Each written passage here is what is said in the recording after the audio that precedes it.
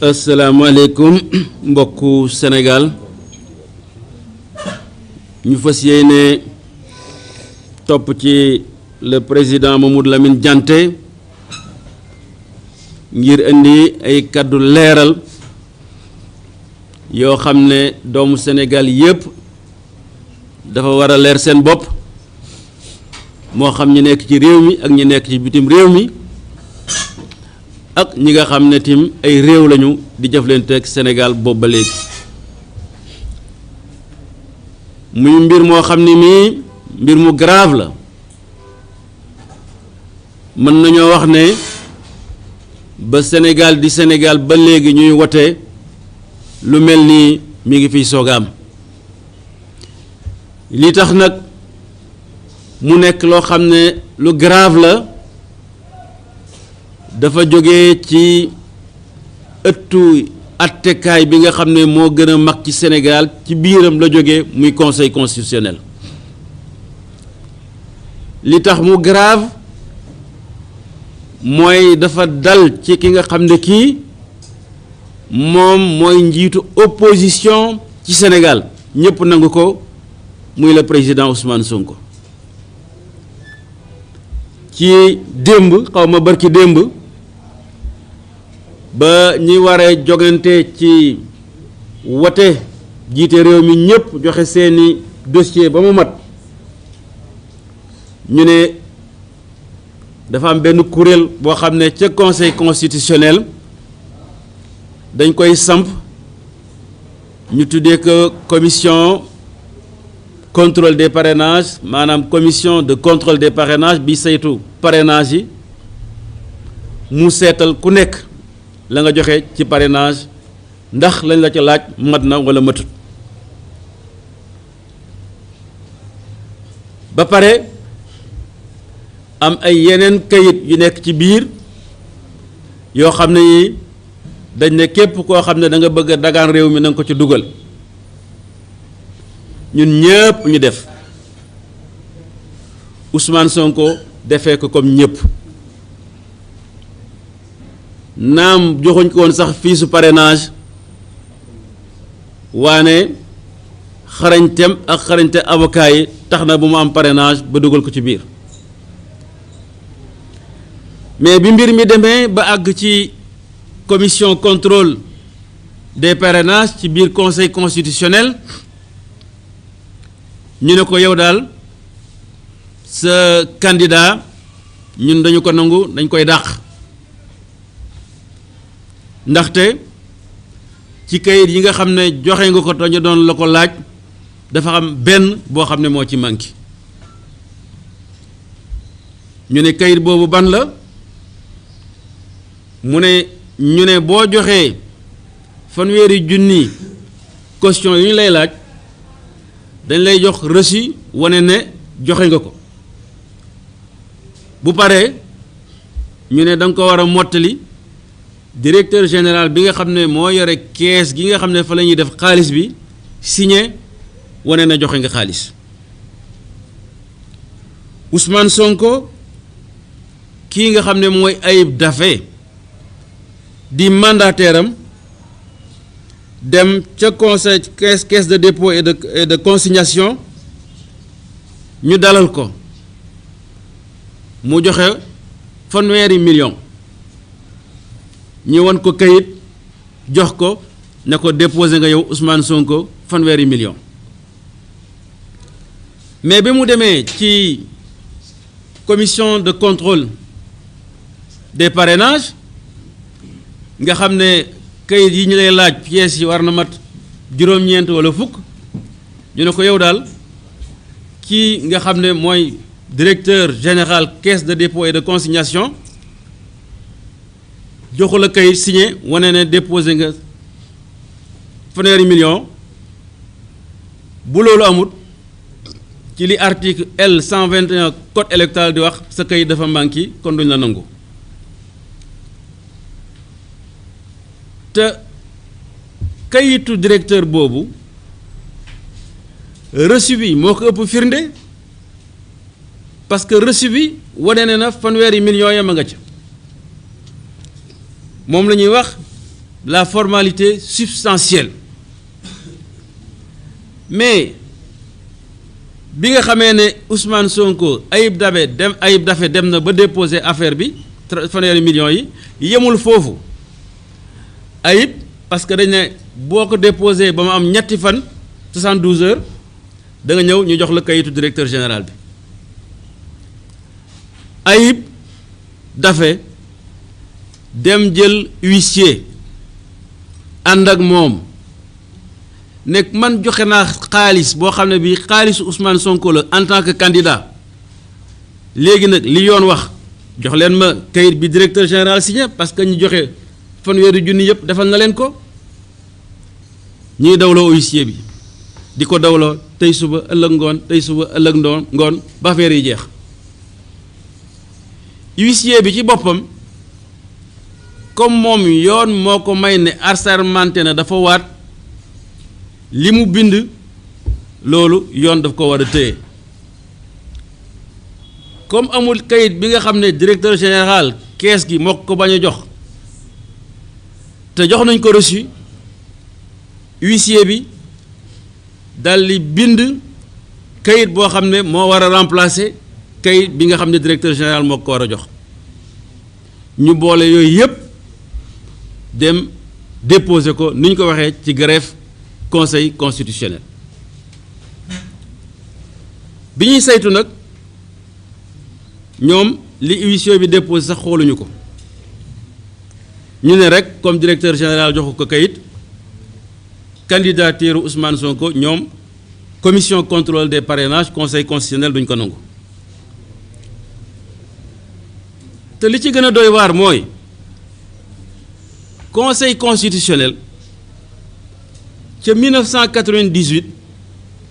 dafa am atte boo xam ne boo atte woon na ko mu xaw a niroog wala mu niroog sax bu Ousmane Sonko boobu sax moo gën a garaaw ci décision bu mu jëloon ci fukki fan ak juróom ci weeru avril ci nit koo xam ne kii ñu ngi koy wax Vincent Sangaré ca wote député ya mu waroon a déposé ca jamono yooju ñetti millions la mu dem ca trésor di déposé fekk trésor tëj te warul woon a tëj mu constaté ko dem conseil constitutionnel wane ne mi ngi xaalisam mais trésor bi nga xam ne moo ko war a jox kayit bi dafa tëj conseil constitutionnel ci àtte boobu ne ko ay la yëwan trésor tëj na waane yow wane nga ne yaa ngi sa 3 millions kon njuumte boobu nga xam ne rëq-rëq boobu nga xam ne administration Sénégal moo ko def mënul dal sa kaw dañ la koy nangul loolu la ñuy wax jurisprudence te conseil constitutionnel buy àtte day xoolaat ci gannaaw li nga xam ne àtte woon na ko buñ ko joxee beneen àtte boo xam ne dafa méngoog loolu àtte bi nga xam ne defoon na ko ci gannaaw moom lay jël teg ne lii mooy àtte mais ci cas Ousmane Sonko ñu gëmm seen bët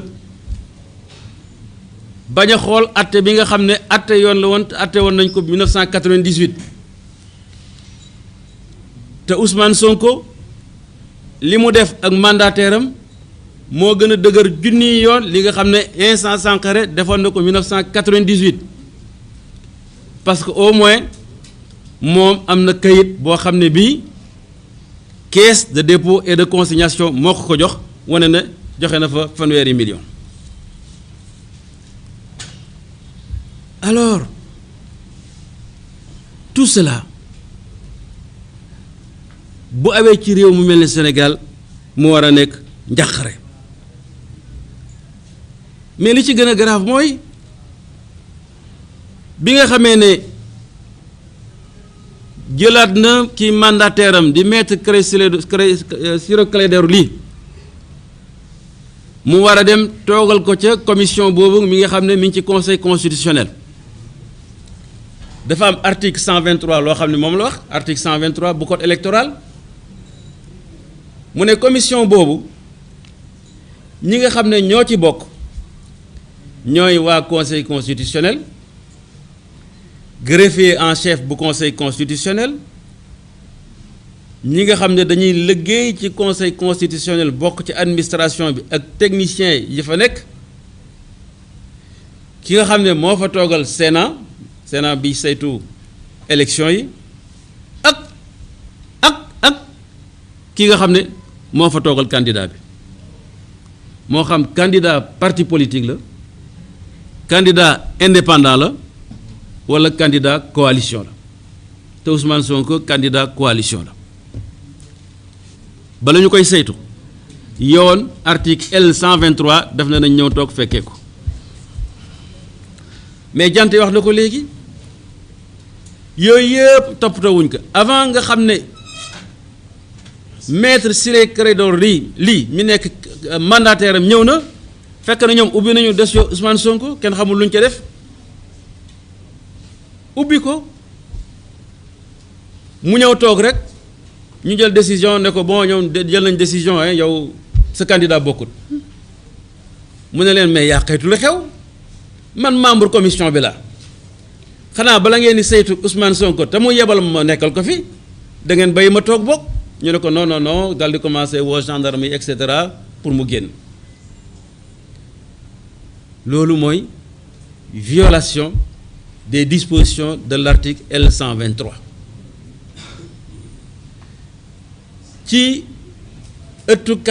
attekaay bu toll ne conseil constitutionnel bu Sénégal xam ne borom xam-xam ñoo fa nekk xam na lu ñuy def te grand juriste te biñ ko xam ne dañ koy dàq moom maître Clédor Ly waroon nañ au moins ñu bind ko kayit ne ko lii ak lii ak lii moo tax sa candidat accepté wuñ ko mais ba fii may wax ak yéen moom maître Ciré Clédor Ly amagul benn kayit buy conseil constitutionnel wala commission de contrôle des parrainages jox ko wan ko de ko Ousmane Sonko mi sa candidat ñun dañ nangu mu bokk ci amul ce qui est encore une violation très grave des dispositions du code électoral mais comme moom avocat bu xarañ la ak avocat yi nga xam ne boobu ba léegi ñu ngi défendre Ousmane Sonko mu ne kon danaa def recours maanaam saisir li nga xam ne mooy commission bi saytu parrainage yi pour mu wax ma li mu def fan la ko teg parce que Ousmane Sonko dañ ko war a bind ci liste yi nga xam ne liste bi nga xam ne candidat yu ñu accepté la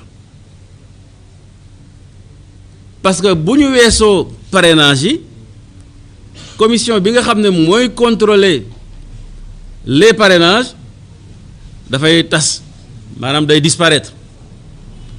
bu boobaa nag conseil constitutionnel rek moo fay des mais balaa commission bi di dem ala kulli al il faut que mu tontu mandataire Ousmane Sonko wax ko lu tax nanguwul Ousmane Sonko ni nekk ci liste candidat yi parce que liñ ko laajoon ci pièces yëpp mat na joxe na kayitu juddoom joxe na casier judiciaire am wane na ne impôt otaa topp ko wane na ne moom sénégalais nationalité exclusivement de sénégalais wane na ne am na ay coalition parti yoo xam ne ñoo ko investir joxe na fanweeri million joxe na photom lépp loo xam ne laaj nañ ko wax dëgg yàlla ba mu mat Ousmane Sonko joxe na ko mais daal ñu ngoy ci rek ñoom on ne sait pas pour quelle raison ne Ousmane Sonko duñ ko nangu mu nekk ci liste bi mais mooy li ma leen wax léegi bëre bi jeexagul Ousmane tey la gën a nekk ci jeu bi pour nekk candidat wax naa leen ko sànq parce que il faut que commission bi saytu parrainage yi tontu maître Ciré Clédor Ly te loolu suñu kanam la dégg ngeen ci fan yi aussi def nañu rabat d'arrêt am na yeneen possibilité yoo xam ne yi aussi mi ngi ci code électoral article 41 yooyu yëpp ba léegi day ubbil buntu Ousmane Sonko pour mu bokk ci ci élection yi moo tax ñun amuñ tiitaanga parce que boobu ba léegi bëre bu nekk ñu ngi koy bëre ak ñoom bëre bu nekk Ousmane Sonko mi ngi koy bëre ak ñoom bu fekkoon ne mën nañ ko faagaagal nañ ko bu yàgg ba buñ tuddati sax moom du ñemee sax jógati ne damay nekk candidat mais comme ay nitu yoon lañu loo ci mën a dégg te moom aussi gëm na yoon gëm na droit ak justice dana ko pousse ba mu sës parce que daf ko wóor na te ñun tim wóor nañu ne moom moo yore dëgg may wax nag waa conseil constitutionnel lii wolof yi wax yéen a fi nekk askanu Sénégal di leen déglu yéen a fi nekk réew mi di leen déglu yéen a fi nekk àdduna di leen déglu Macky Sall jeexal na dana dem bàyyi ñu fi yéen ak askanu Sénégal yéenay des ñu am yaakaar ne comme vous êtes de grands juristes te yëf yi jeexagul lii nga xam ne mooy àq ak yelleef Ousmane Sonko da ngeen ko jox ci nu mu gën a gaawee pour mu bokk ci élection yi parce que kenn mëntu d'accord kenn mëntu nangu ki nga xam ne ay millions de jeunes ñoo fa ab seen yaakaar wekk ko ci koom moo xam ci biir Sénégal ak ci biti Sénégal te mësul tooñ état mësul tooñ état du ci yoon du ci alalam bu mu jël lu may ñu bëgg di parparloo rek jàppale Macky Sall ak candidat am Amadou Ba bëgg a xañ Ousmane Sonko ay droit am loolu du fi amee et je crois que la détermination est là que bala ñuy àgg le 12 janvier danañ régler problème Ousmane Sonko ba le 20 janvier mu bokk ci liste bi nga xam ne mooy candidat yi dagaan réew mi ci élection présidentielle ñun amuñ ci benn sikk sàkk ñuy wax militants yeeg sympathisants yeeg nañu jàpp ci lii nga xam ne ñun moom lañ leen wax parce que loolu mooy dëgg ki ànd ak ñun bëre bi ak xeex bi nga xam ne ñu ngi koy xeex awale ko ci yoon ba ëllëg si biir ñu am ci ndam te yaakaar nañ dañ am ndam incha allah.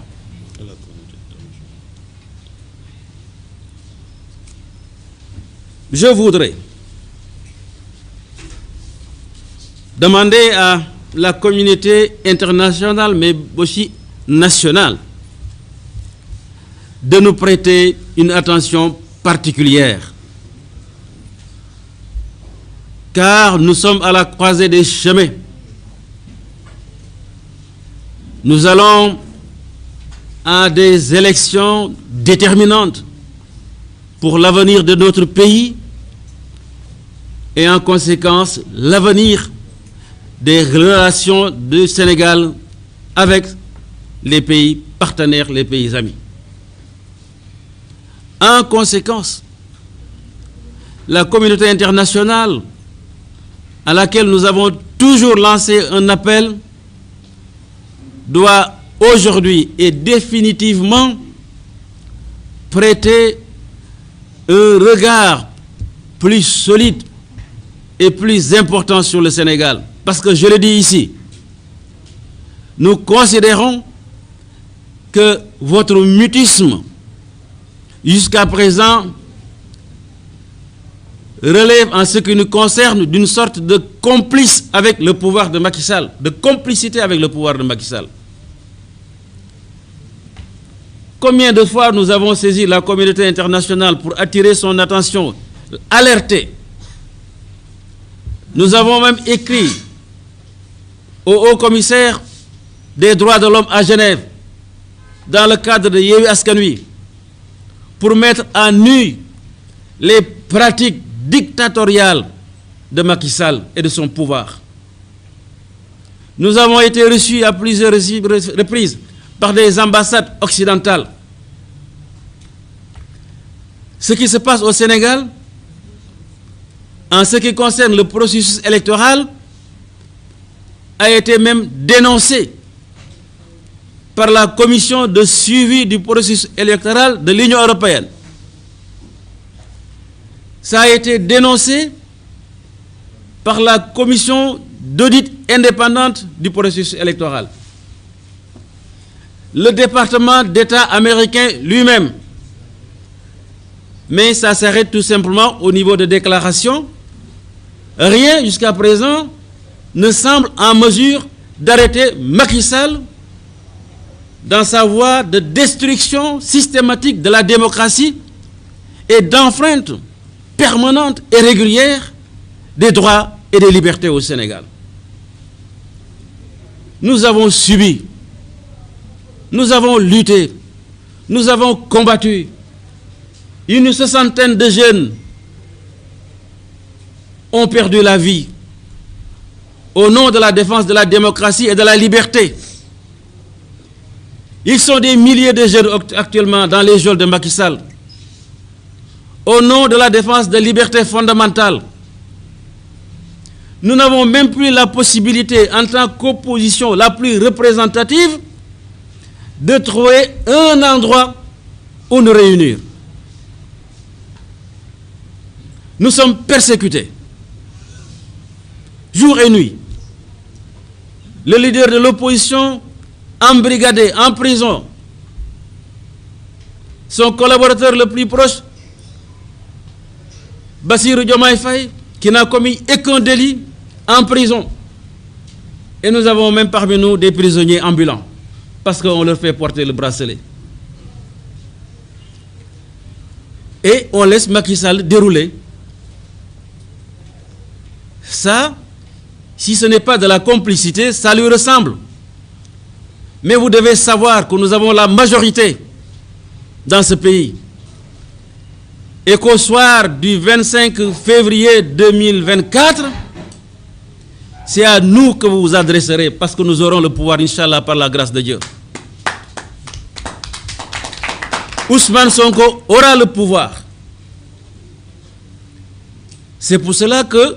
nous avons le droit, ou plus exactement, le devoir, l'obligation même de vous alerter. Parce que vous êtes des pays amis,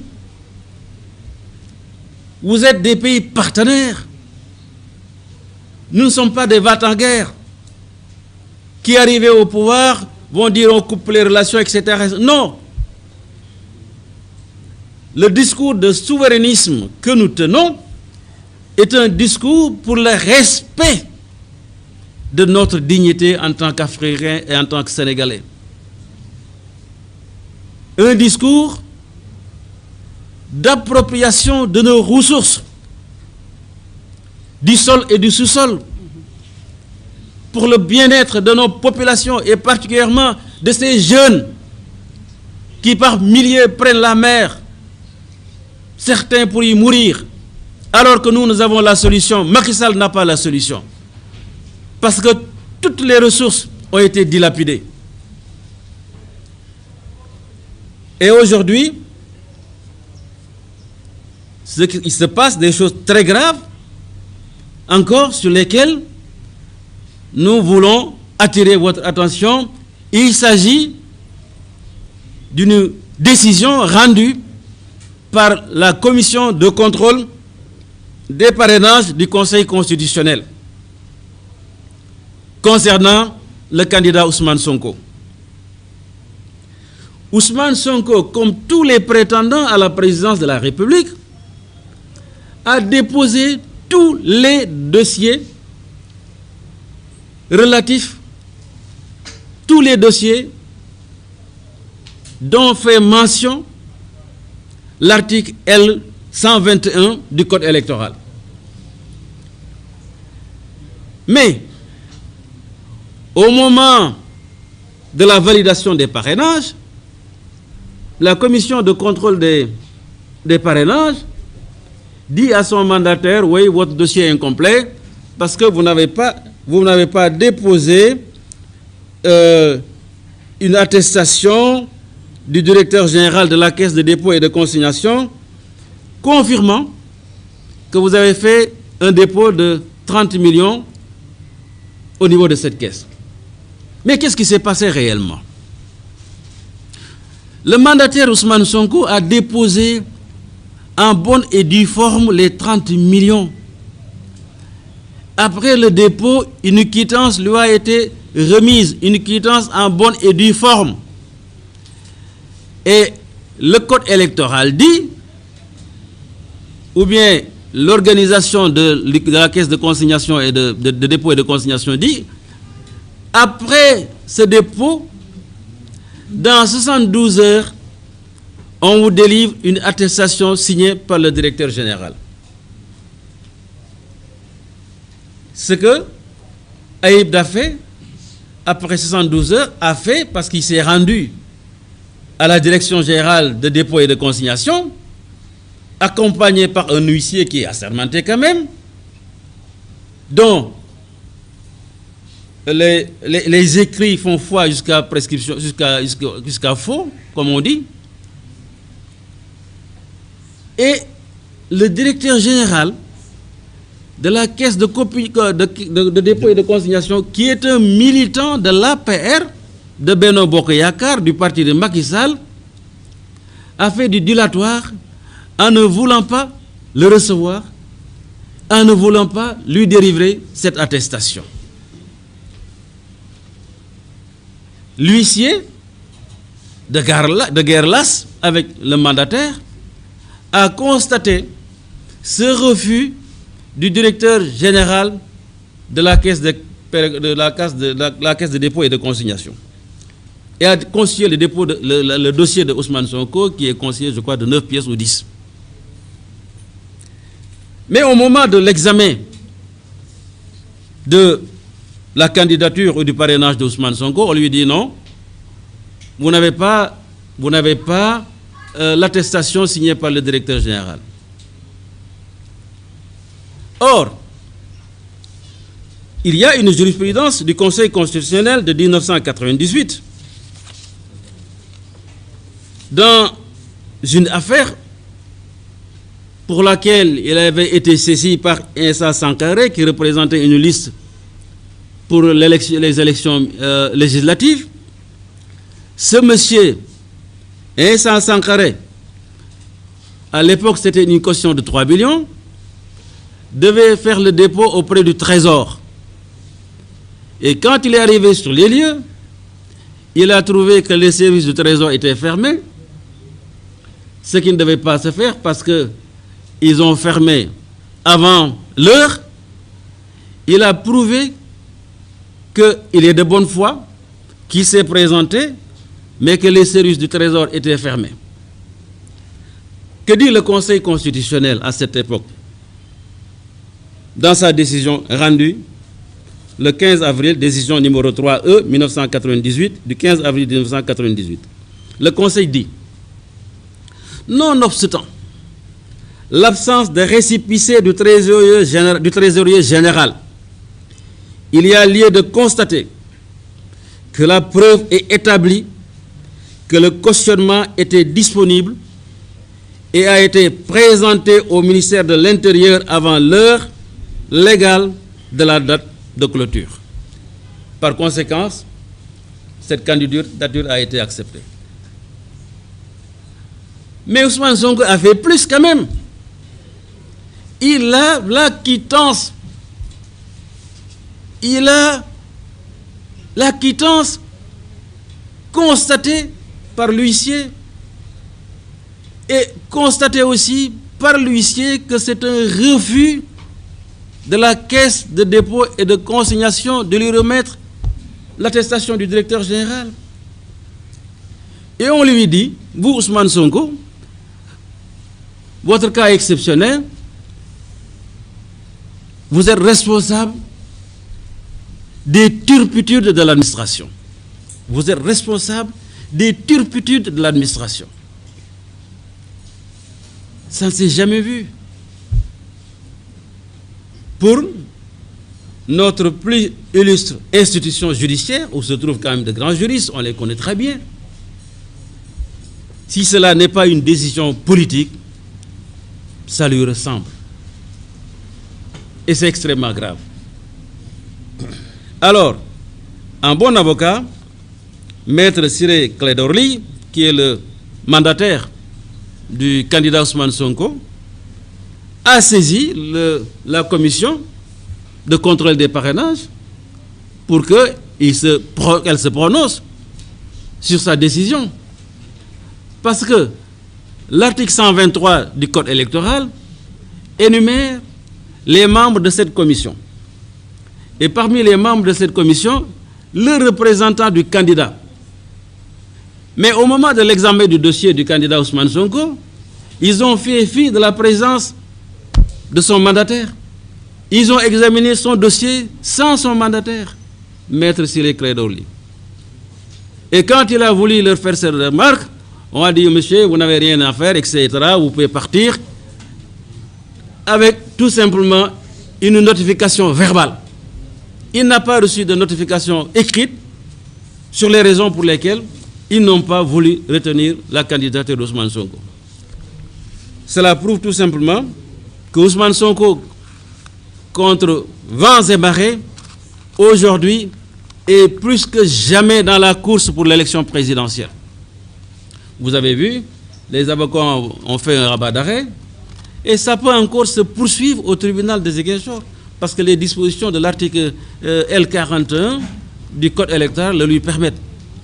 Donc je voudrais ici profiter de l'occasion pour aussi lancer un appel aux militants, aux sympathisants, au peuple sénégalais pour leur dire de ne pas se décourager, que Ousmane Sonko, auquel vous avez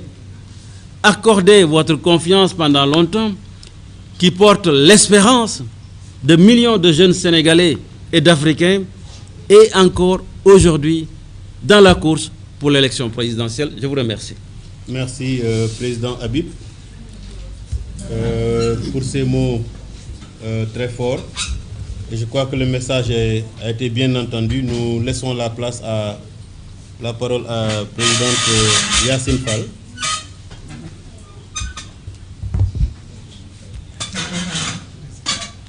Pour faire une analyse de la situation.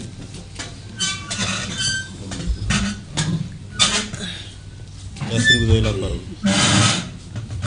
mbooloo mi maa ngi leen di nuyu, maa ngi rafetlu bu baax jotaay bi tey di remercier journalistes yi ñëw yi suñu tey di remercier tamit ñi ne fi ñëpp fekkee conférence de presse bi ñu teg ngir waxante ak sénégalais yi. ñaari fan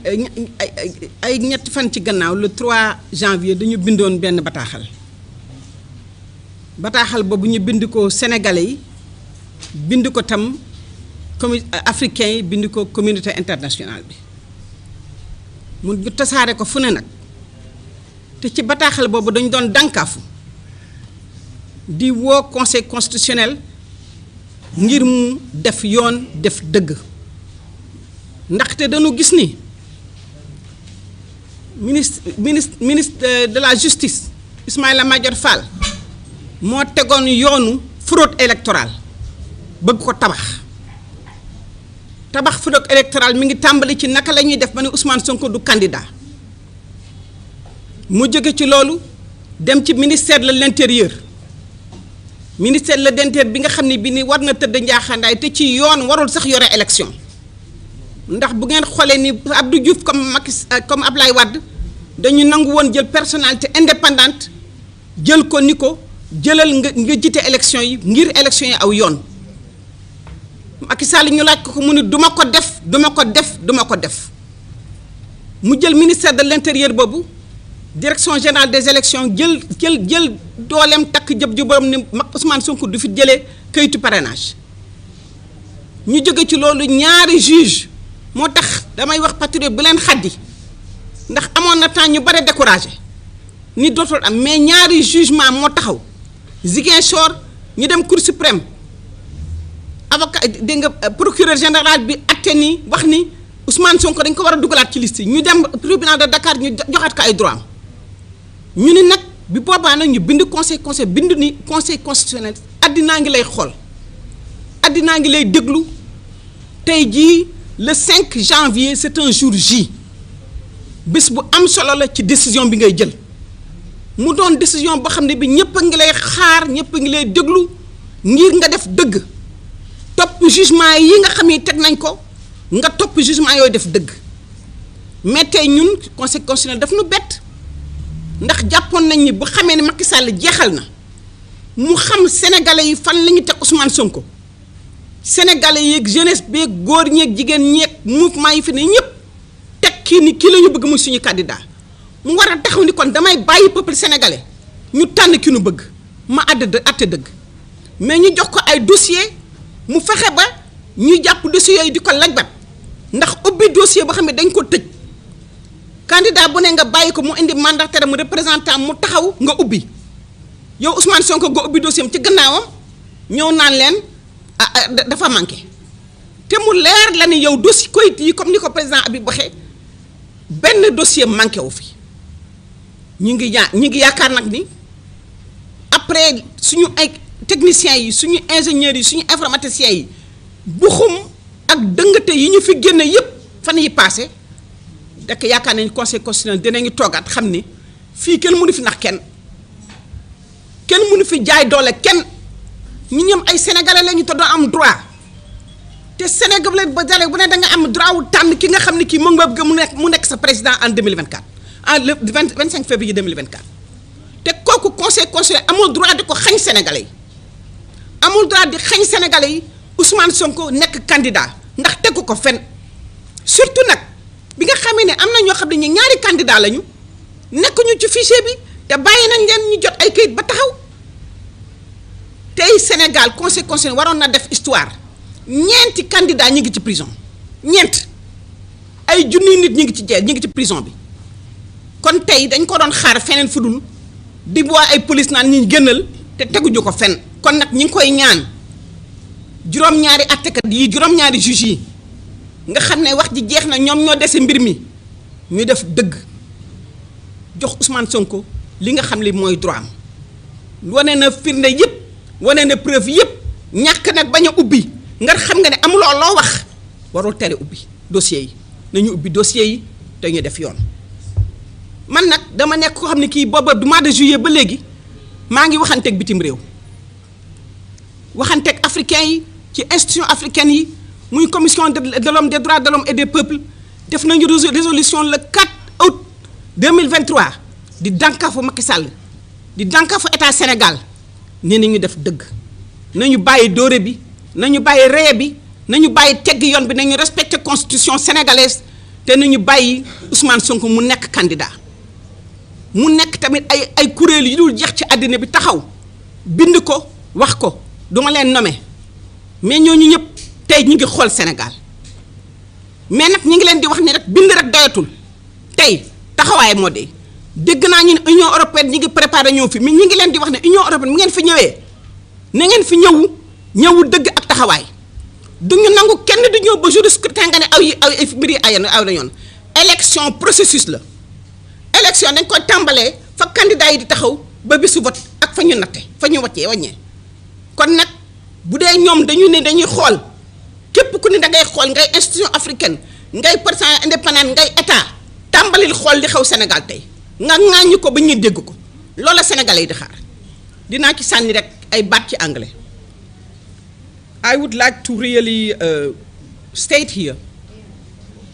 to the international community what is really going on in Senegal right now. We have been communicating with several governments, human rights organizations, international institutions,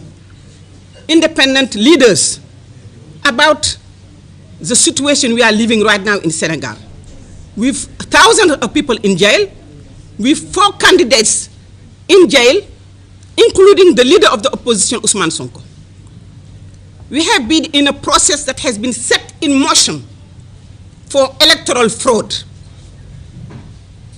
Electoral fraud has been set in motion in Senegal, starting with the Minister of Justice, who decided on his own that Ousmane Sonko wouldn't be a candidate, and he's been excluded from the electoral list. We demonstrated that that was not true. the Minister of Interior, who himself should be out of the election process because she cannot be judge and party. There is a high conflict of interest in Senegal because the Minister of Interior should not be in charge of organizing elections. Both President Abdou Diouf and President Abdoulaye Wade identified independent personalities to lead the electoral process until the verdict and the declaration of the candidates. But President Macky Sall refused to do so. He openly said he will install his Minister of Interior, who is a high active member of his political party. Now, what did the Minister of Interior did? The Minister of Interior hosts the government delegation that is in charge of administrative process in terms of handing over papers to candidates. That institution, which is called DGE, Direction of the Elections, decided that, yes, what the Minister of Justice said is true. Ousmane Sonko cannot be a candidate because he's not on the list. Two courts, in Ziguinchor and in Dakar, overruled this and said that, of course, Ousmane Sonko is a candidate. We demand we give you orders to give him all of his sponsorship papers and allow him to be a candidate. We all knew that, we all thought that after that, well, we could just wait now for the 7 judges that there's a constitutional court of Senegal that are supposed to be overseeing the election process and accepting the candidates' proposal and their file as candidate. We were extremely surprised, and I have sent a note on the 12th of January that had been circulated worldwide in Africa and beyond to say that African Senegalese people, African people in the whole world is looking at the Senegalese Constitutional Council. This Constitutional Council of 7 judges has the responsibility to receive all of the files of the candidate that are supposed to be sealed, and they will be only open in the presence of a representative of the candidates. What happened? In the case of the President Ousmane Sonko, the Electoral Council, after receiving many candidates, decided to open the sealed file of President Ousmane Sonko and rejected his representative, telling him that Mr. Sonko's file was incomplete, which is completely untrue. Today, beside the candidacy of Mr. Sonko, we have seen several mishandlings, several systems of fraud that have been put in motion in terms of opening files of candidates, tampering with the list, adding people, removing other people, and at the end of the day, the Minister of Interior declared that the electoral file of Senegal is not up to date. Hello? Here we are having a council of judges that is supposed to examine what candidates, files candidates have deposited, and we are being told that the electoral file, the list of electors in Senegal is not complete. So on what basis is our Constitutional Council working on? And they never said a word about it. So we are saying it is high time for the Senegal Constitutional Council to go back to basis, to respect the law, to respect the Constitution, and to allow Ousmane Sonko's representative to come to present his case, and if he does so, he will be eligible and he will be a candidate, like all the 2 judgments have said. So we are saying, in Senegal, we want peace. We are going towards elections that are very contentious, but that can be very done in peace. If the Senegalese people are allowed to select who they want as a president. Doing so means letting eligible candidate in a transparent and fair process be a candidate. And this is what we are asking for President Macky Sall. This is what we are asking to the government. This is what we are asking to the Constitutional Council, and we are asking the world to testify and to be witness to what is going on in Senegal. Any observer coming in our country to observe election should start by observing this process. Do not come here and say that you are going to look at the vote. There is something that comes before the vote, meaning inclusive process of including all eligible candidates. It means a fair process, it means a transparent process. we cannot accept conflict of interest. Right now, we are having conflict of interest. Candidate members of the party of President Macky Sall that are tampering at all levels in this process. And we want this to stop. We want this to stop because we think that it is still possible to put these judges under their responsibility and for them to do the right thing. I would like to really thank you for listening and hope that everyone will come and watch Senegal and tell the President Macky Sall that it is time for him to leave and go continue his own life. Thank you very much. Thank you very much, President Yassine. You're very welcome. Thank you. Alors nous allons poursuivre après Yassine le docteur Mohamed Tété Diédhiou mooy ñëw waxtaan ak yéen également ci analyse boo xam ne moom la ci def luñ ci bëgg a wax rek moom mooy que ni force de défense et de sécurité moo xam police la ak gendarmerie saf nañ ci sàpp de ndaxte ñoom li leen yoon may mooy ñu saytu bâtiment yi ak personnel yi fa nekk waaye tere nit ñi dugg ci service public moom bu leen ñu def ko tey. Diédhiou, vous avez la parole. Ok, merci Président. Salam alaikum. maa ngi leen di nuyu yéen ñëpp kenn ku nekk ci turam ak santam di diital ci nuyoo bi askanu Sénégal rawatina militant ak sympathisant yu coalition Sonko 2024 Sonko président 2024. defe naa ne bamtuwaat rek la parce que liñ fi war a wax tey jëmale ko ci conseil constitutionnel président Habib Sy wax na lépp waaye nag ñuy bamtuwaat li tubaab di naan la répétition est pédagogique am na ci solo ndax bëgg nañu askanu Sénégal militants yi ak sympathisants yi fépp fu ñu mënti nekk ci Sénégal lépp loo xamee ne mooy bàyyeekoo fii ñu mën cee jot ndax nit ñaa ngi laam-laamee Ousmane dina nekk candidat wala du nekk candidat ñu bëri dafa lënt dafa leen jaaxal ndax xamaguñu fan la yëf yi toll ñu ci bëri bon waaye li ñu leen bëgg a xamal rek mooy dogal bi nga xamee ne commission d'examen des dossiers de parrainage jël na ko muy wax ne liste dossier président Sonko irrecevable na ndax am na kayit bu ci manqué loolu il faut que ñu insister waat bu baax a baax pour wax leen ni loolu du dëgg te it xam nañu li tax ñu wax ne du dëgg ndax fu leer lañ ko teg waaye damay dellu si waat tuuti ci ginnaaw rek wax leen ni sunu démocratie fi mu toll actuellement bu nërmeluwut jege na ko ndax bu ngeen seetloo président yi fi jiitu yëpp kenn ku ci nekk góor-góorlu nga ba waxtaan wi nga amaloon ak opposition nga fexe doxalee ni nga xam ne moom la ngeen ko tëralee ndax bu ngeen fàttalikoo jamonoy Abdou Diouf bi coow li bëree ba mu dajalee parti yi nga xam ne ñoo fi nekkoon ci Sénégal bi ñuy waxtaanee ba juboo am na lu bëree bëri loo xam ne jënd na ci waxtaan woowu te commission cellulaire bi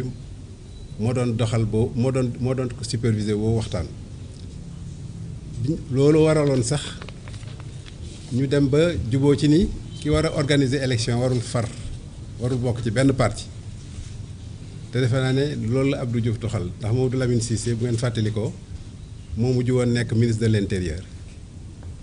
ba ni ñu demee élection ba 2000 mu am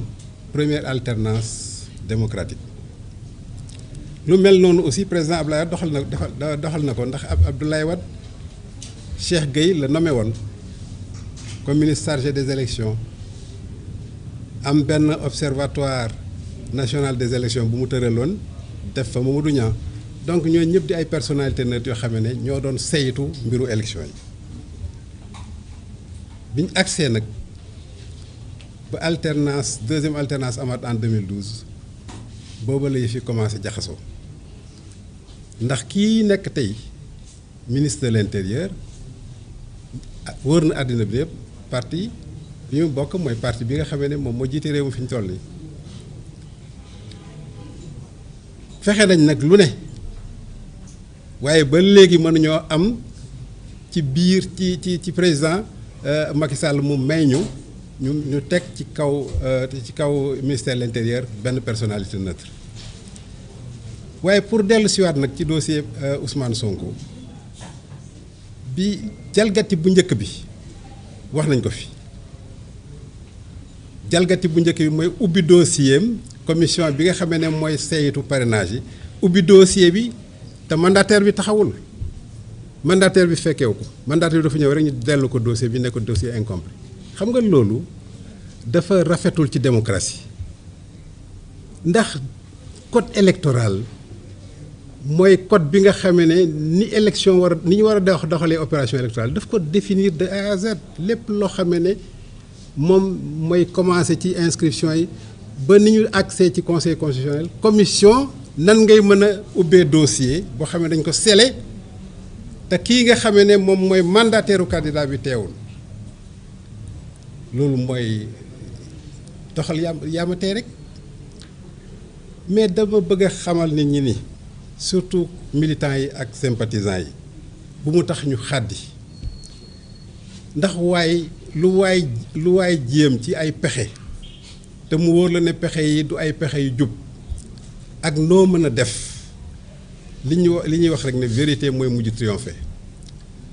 ndax boo xoolee avocats yi te foofu moom damay rendre hommage avocat Ousmane Sonko yi rendre hommage également son mandataire parce que lépp luy taxawaay lu tax ba ñu mën ko delluwaat ci liste bi def nañ ko te turam mi ngi ci liste bi mais ñoom ñoo nanguwul doxal yoon ndax niñ ko fi waxee te Yacine dellusiwaat ci ñaari juge jox nañ ko dëgg dañu njëkk a àtte Ousmane Sonko te Ziguinchor mu ne état nekkul ci dëgg Ousmane nañ ko delloo ci liste yi jox ko ay fiche de parrainage mu mën a présenter wu comme tout Sénégalais loolu doyut ñu ni ànduñu ci décision boobu guleet ñuy gis lu mel noonu état ci boppam nga xamee ne tey fi mu ne ni moom mooy lii nga xamee ne tey mooy rempart bi war a gën a solide ci réew mi moom moo jalgati yoon ne du appliquer décision de justice bi dossier bi accès Dakar ñu joxaat ko dëgg moo tax ñu war a xam ni lépp loo xamee ne war nañu ko def dañ koy def parce que gis ngeen ni examen dossier parrainage yi tey demee am na changement ak premier jour bi nga xamee ne examiné nañ dossier yi lan moo waral loolu mooy pression bi nga xamee ne teg nañ ko ci conseil constitutionnel te buñ ci xaddi buñ ci sonn nañu continuer di teg pression conseil constitutionnel ndax avocats yi dugal nañu seen dossier ndax commission bi amul woon droit nga ni da ngay ubbi dossier jàmbur te mandataire am taxawul nga def ko ba noppi ni doo ko déglu parce que buñ dee seet commission président bi wax na ko fi jurisprudence bu 1998 mais Insa Sankhare bi mu ñëwee déglu nañ ko au moins mu wax leen lan moo tax indiwul récépissé nu mu tuddati quittance de dépôt li tax moo défaillance étatique moo amoon défaillance administrative moo amoon conseil constitutionnel jox ko dëgg fii it bu fekkoon ne interroger nañu mandataire bi dina leen wax ni du coobere suñu candidat ndax dem nañu caisse de dépôt et de consignation ba fay caution bi déposé nañu ko ba xaalis bi jóge ne sunu banque mi ngi ci caisse de dépôt et consignation ci ginnaaw gi nag la politique dugg ñu daal di wax directeur général ne lànk bu mu joxee attestation donc foofu défaillance administrative la bu ko commission bi déglu woon dinañ xam ni pièce boobu mu ñàkk présenté du ci coobareem dès l'instant où am na jurisprudence mais nañu appliquer jurisprudence bi ndax àtte noonu lay demee bu ngeen amee cas boo xamee ne li ko jiitu amoon na cas bu xaw a similaire bu nuroog cas boobu te cas bi sax moo gën a précis parce que kii au moins déposé na xaalis bi da ngeen war a àtte ni ngeen àtte woon bële waaye defuñu ko c'est une volonté manifeste d'empêcher un candidat de se présenter à l'élection présidentielle te loolu dafa dul dëgg du yoon parce que on ne fait que faire reculer notre système démocratique si ce n'est pas par terre déjà si le système n'est pas par terre et c'est pourquoi ñu ngi appeler tous les citoyens tous les gens toutes les personnalités tous ceux qui sont épris de justice ñu continuer di xeex nous avons notre comment ça s'appelle encore notre société civile qui est quand même un peu muette on ne comprend pas trop bien pourquoi mais j'espère quand même qu'il faut qu'à partir de ce dossier-là que le mouvement enfin la société civile quand même se manifeste que la société civile également se prononce par rapport à une situation extrêmement grave que le Sénégal est en train de traverser li ci am mooy na ñëpp xam ni Ousmane ba tey mi ngi ci course bi te am na benn message bu président Ousmane envoyé woon fii sunu conférence bu mujj bi nee na que peuple sénégalais continuer di am confiance ci moom ndax moom bépp schéma mi ngi ci kanamam amul schéma boo xamee ne tracé wu ko déjà donc moom ndegem moom moo nekk ci combat bi rawatina nag ñun ñi nga xamee ne ñu ngi ci biti di war a xeex ànd ak moom donc nañ ñëpp xam ni loolu mu wax nañu ñaan lii nga xamee ne moom la bëgg namm ko pour réew mi yàlla defal ko parce que li am solo mooy même bu fekkoon ne tey dafay dem bañ naan éliminer na ko mais na fekk loolu nu def bañ a nekk dëgg ñu def ko ci kaw yaama tey bu ko defee peuple bi àtteenu mais droit actuellement lépp mi ngi ci côté am ndax fi mu jaar ba agsi fi mu ne nii ku ne xam na ne dëgg ci loxoom la ne yoon ànd na ak moom parce que amul loo xamee ne jalgatiw defuñu ko te jalgatiwuñu woon ba ci lii nga xamee ne moo xew commission bi def ko dafa jalgati yoon def li nga xamee ne code bi waxu ko def loo xamee ne def ko yaama tey la lu ma neex lay def li may ñaan nag les camarades militants et les camarades sympathisants mooy bu kenn détourner seen vigilance nekk leen en contact avec votre candidat qui à travers son chargé de communication envoie toujours des messages ay message am toujours mu agsi kon nag message am déglu leen ko te lépp loo xamee ne wax na leen ko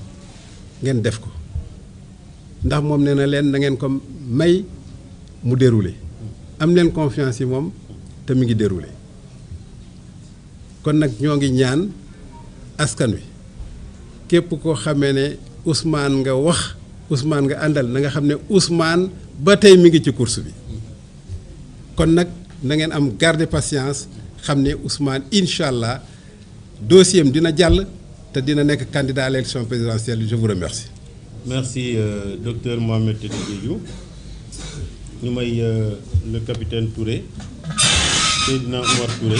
moom également mu indi jàngatam ci mbir mi.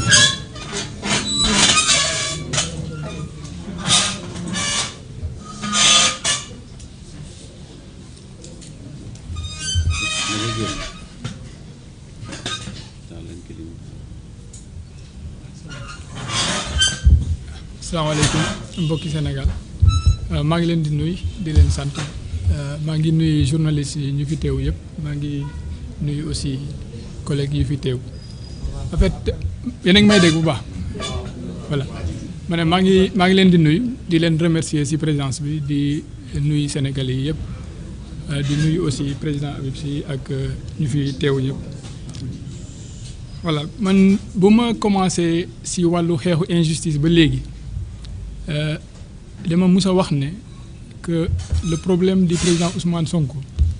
bu mu commencé ba léegi bu fekkee ni bàyyi nañu ko mu jàll c'est un précédent dangereux c'est-à-dire ce n'est plus un problème politique xam nga ñu bëri dañoo yaakaar ne xeexu politique la gis nga même ñu nekk ci nguur gi tey ñu ngi ci mais dina yàgg rek mais dinañ fa jóge wala dina yéex wala dina gaaw te bu ñu fa jógee ce sera un éternel recommencement moo tax lii tey képp kuy sénégalais képp kuy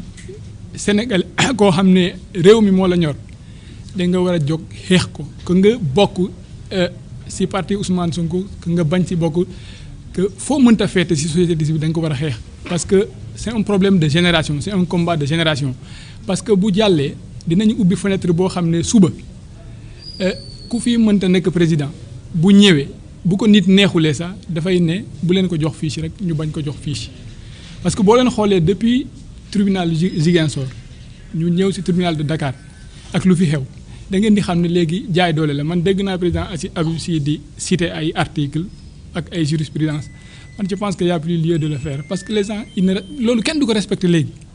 da ngay gis ne que on dirait que ay consignes la ñuy jox nit ñi di ko appliquer te c'est bu ñu demee ba loolu da ngay xam ne dara normalul donc y a rien de normal donc fu mu nekk nii man yaakaar naa ne sénégalais yi dañoo war a booloo te dernièrement aussi dama xaw a gis tuuti que nit ñi dañoo dem c'est-à-dire nañu war a xam ne te lépp loo xam ne tey dal nañu Macky Sall la en fait c'est le président Macky Sall en fait c'est lui donc bu ñu demee ba ñun suñu biir ñuy xeex di sandiwante ay trac di xeex di waxante ay mbir c'est-à-dire dañuy dem ba on perd c'est-à-dire dañuy fàtte objectif bi lan la donc il faut jamais oublier que la principale source de notre problème de tout ce qui arrive c'est un côté c'est une personne donc c'est pas c'est boo gisee tey ñuy naan diw dugal na parrainage diw dugal na c'est parce qu'il y a un problème boo xam ne c'est général ça concerne tout le monde donc moo tax man je ne serai pas long mais je voudrais juste appeler les Sénégalais à la mobilisation ba pare ñu bañ a divertir c'est-à-dire ñu xam ne en fait l'intérêt est plus grand que l'intérêt d'une seule personne ou d'un groupe de personnes c'est un intérêt de tous les Sénégalais moo tax les clashs internes que nit ñi nekk di def di saaga diw wala dinaan diw lii la xam leen ne Sénégal rien n'est normal si tout était normal même moi je n'allais pas être ici devant vous devant des caméras di wax donc xam leen ne lu ñu teg la dañu teg Sénégal ci benn genre en fait on est dans benn impasse boo xam ne bu ñu jógul ñun ñëpp ñu xeex on va droit au mur moo tax nañu réfléchir surtout et gis nga même bu fekkee ne compte Facebook nga am tu es anonyme personne ne te connaît mais xamal ne le message que tu portes là c'est très important moo tax surtout ça je vais y insister parce que dernièrement gis naa ci réseaux sociaux yi nit ñi nu ñuy attaquer ñeneen ñi alors qu'on est dans le même groupe yow y a toute une armée contre toi tout l'état mu ngi fii di la xeex di la nit ñi di jël appareil état bi di la xeex ba pare yow aussi ngay xeex say nit juste parce que yow li nga bëgg amul loolu kan moo ko tere am c'est Macky Sall et ces personnes donc il faut pas se tromper d'objectif l'objectif c'est se battre pour que lu fi nekk jóge fi pour que sénégalais yi mun a dundaat lu ñu nekkoon pour que intérêt général Sénégal bi ñu préserver ko maa ngi leen di nuyu di leen gërëm di leen sant jërëjëf. merci capitaine pour ce message très fort léegi moom dañuy jeexal ndaje bi di woo ñu jigéen Maïmouna Bousso moom également mu indi sànni ci ay kaddu bu ko defee ñu mën a clore le point de presse. asalaamaaleykum rahmatullah di nuyu ñi nekk ci table bi yëpp di féliciter capitaine Touré encore une fois di ko wax ne ko moom il est bien au rendez-vous de l'histoire bu soobee yàlla il n'est pas du mauvais côté de la barrière ci taxawaayam ak ci jaar-jaaram wax ji gàtt na mais am na solo ndax foofu rek la Sénégal toll mooy di laajte ana ñi bëgg Sénégal comme capitaine Touré ana ñi nga xamante ne Sénégal ñor na leen ana ñi nga xamante ne Sénégal defal na leen lu ne ana ñi sagoo Sénégal ana ñi nga xamante ne Sénégal jox na leen fii jox leen ci biti taxawal leen fii taxawal leen ci biti ana doomu Sénégal yi nga xamante ne ci juddu Sénégal moo tax ñi leen di sukkal di leen raamal di leen sargal ci bépp fànn nag ci domaine yépp moo xam ci diine moo xam ci sport moo xam ci culture moo xam ci lépp ani ngeen ana ñi yërëm Sénégal li laay war a sóoli foofu la ñu toll parce que foofu ñu toll mooy ñi nga xam ne ñëpp Sénégal ñor na leen ñoom ñoo war a taxaw yëy yàbbi ndaxte lii ñu nekk di gis nii weesu na sabotage capitaine wax na leen ko bu lépp jaaroon yoon du fii lay toog ndax dafa am liggéey sol tenue di liggéeyal Sénégal mais mbir yi jaarul yoon ba tax mu simbi tenue boobu nga xam ne mooy fierteem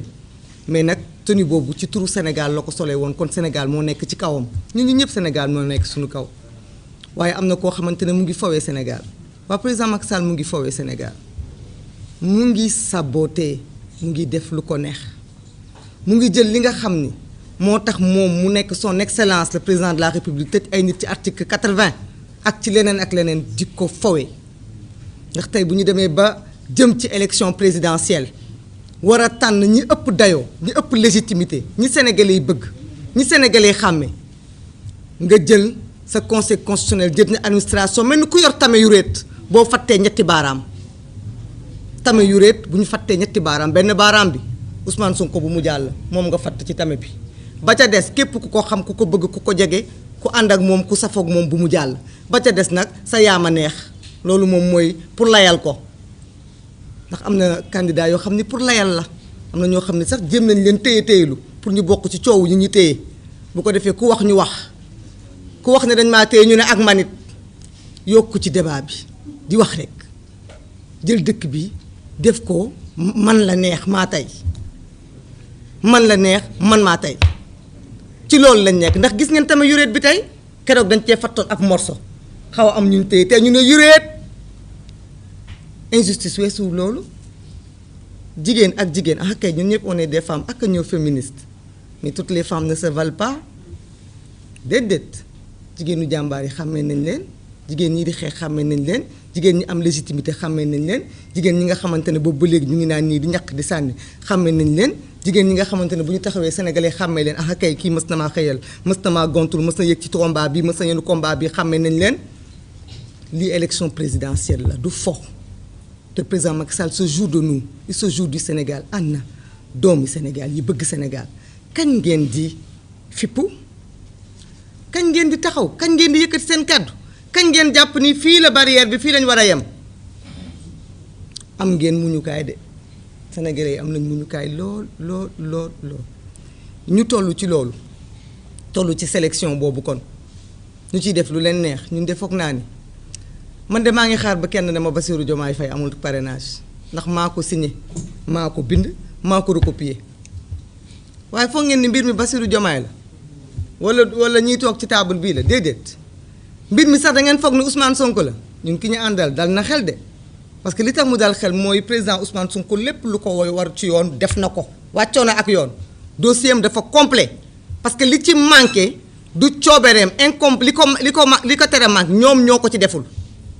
waaye tey conseil constitutionnel sëgg na nee na CDC moo nekk ci kawam ñun ñëpp dañu ne woon conseil constitutionnel c'est le dernier rempart mais conseil constitutionnel tey nangu na wax ne moom y a des dossiers yoo xam ne du moom moo koy jugé am na beneen organisation bu tudd CDC boo xam ne organisation boobu moom mën na téye ay candidats donc moom ci pouvoir am yëpp na ci waa CDC loo xamante ne sénégalais nangul nañ ko waaye mbokk yi ñun de Sénégal li ñu tënk du ay juddu yu rëy du ay jesneer yu tàlli du lenn xam nga lu ñu tënk justice moo ñu tënk justice moo tax ñun ñi ñëpp ñu mën a kenn ku nekk nga am foo yem ak loo xam ne sañoo ko justice boobu nag bu fekkente ne état bi ko jiite respecté wu ko du respecté ay décision de justice du respecté loi est-ce que ñun justice boobu ba tey war na ñoo tënk élection yii ñu jëm lépp lu ci am ci candidature Ousmane Sonko ak ci taxawaayu président Macky Sall ñun sénégalais ñun lay neex du keneen nag kuy décider parce que moom wax na boppam président Macky Sall dépassé na ay mbiru organisation élection moom xam na ni sénégalais yi pare nañ ci moom loolu du man maa ko wax sénégalais yi nekk seen kër doyal nañu mais li président Macky Sall nekk di organiser mooy naa fexe ba bu may dem sax ndax man forcé nañ ma dem troisième mandat ma bàyyi troisième mandat mais dinaa fexe ba teg sama ay nit organiser sama benn simulacre boo xamante ne moo raw sax Marodi jëkk samay théâtre di xool sama ay épisode kuy jiitu kan laay defee nii nan laa koy defee ne teg ba nga xamante ne bu ma organiser élection samay candidat ñooy jàll samay candidat ñoom ñooy jàll ñu def ci sélection ci loolu bu ko defee ma confisquer pouvoir bi loolu nag mbokk yi su amee kenn lañ koy wax ku dul sénégalais yi ñoom ñoo ko teg seen bopp parce que nag sénégalais yii te ñu bokk ko ñun ñi ñëpp ñoo bokk suñu réew lii nekk di am ñun war nañ leen lu ñu mënoon def nañ ko yóbbu nañ suñu candidature yóbbu nañ suñu dossier dem nañ justice jaabante nañu baagante nañ tey jox nañu décision lu weesu loolu tey ñu ngi jëm ci li nga xamante ne ñëpp teg nañ ci seen bët xam nañ ni njuuj njaaj weesuwul lii te nag damay ne jikkooy boroom pax bu ko bàyyee daa faatu fii mag mu toog ne bàyyi naa njuuj njaaj moom rek a xam ndax foog naa ni kenn du def dara mu jik la nga xëy suba di ko bàyyi njuuj njaaj bañ nekkoon ca lañ ne ba tey rek dara beesu fi léegi nag ñun ñoo ci des est-ce que suñu responsabilité ni ko capitaine Touré waxee ñenn ñi fi jaar ni bokk ko est-ce que dañuy continuer ñun toog jël suñu réew mii bàyyi ñu koy def ci puluf jiixi jaaxaa jëf ana ko ëpp sens ana kan moo ci dal ana kan mooy ñëw dernière minute ñu ne yow la est-ce que ñun ci pan boobu la ñu toll wala ci pan wu tànn dëgg-dëgg suñu njiitum réew dëgg-dëgg suñu avenir loolu moom mooy question bi question boobu nag ñun invité nañ leen ci lu ñu mën def nañ ko ñun tegal nañ leen suñu candidature mais ñu ngi leen di wax ne leen filtre bii di sélectionné moo xam fii la tame yuréet bii bu tame yuréet bii passé am na beneen grillage bu ci kanam mooy conseil constitutionnel mi nangu violer ay droits d'un citoyen ubbi dossier am te citoyen bi toggul conseil constitutionnel mi nangu à son sein ay nit ñëw déposé te nit ñooñu nekkuñu ci fichier électoral bi te romb nañu CDC romb nañu DGE am na nit ñoo xamante ne sax amuñu ñetti dërëm amuñu ko ca seen banque mais dem nañu déposé conseil constitutionnel moom arbitré lii bu ñu paree ci tame yuréet bii moom la ñuy jox mbir yi ne ko saytul xoolal kan mooy bokk kan moo dul bokk fa leen jëm ngeen xam nag lu ci tukkee xam leen organe bi koy jël naka la fi may tëjee nag mooy fenn dañoo yëg fan yi ay mbir yuy am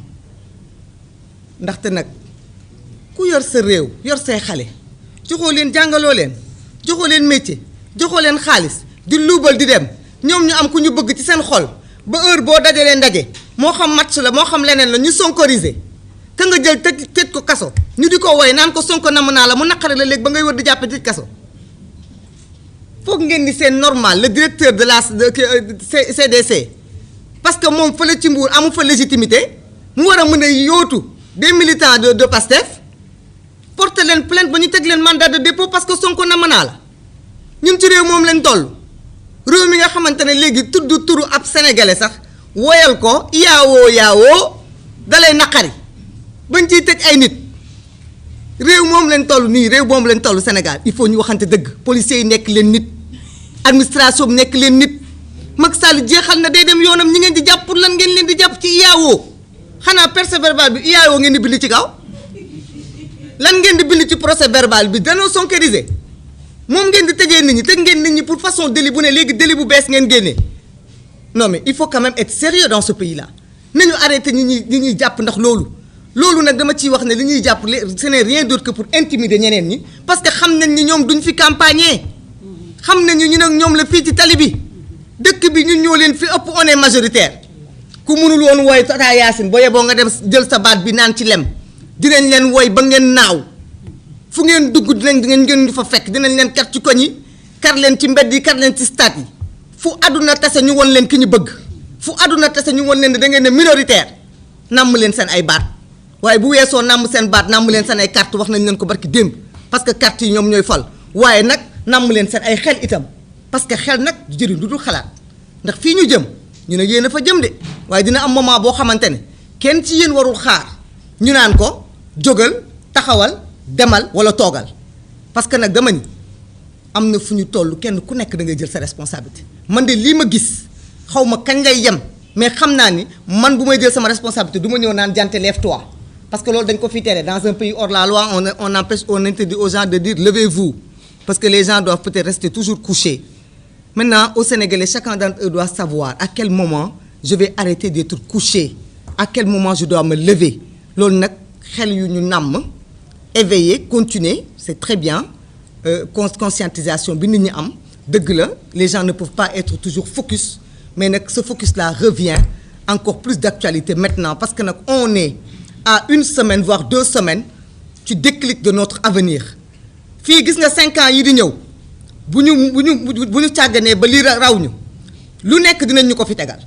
c'est normal des mariages nationaux mbégte national la nañ ko jubilé waaye bu loolu weesoo façon divertissement bu ne dinañ leen ko fi tegal gëm naa ni sax fii ba mutul ci réew mi jënd dina fi jur doom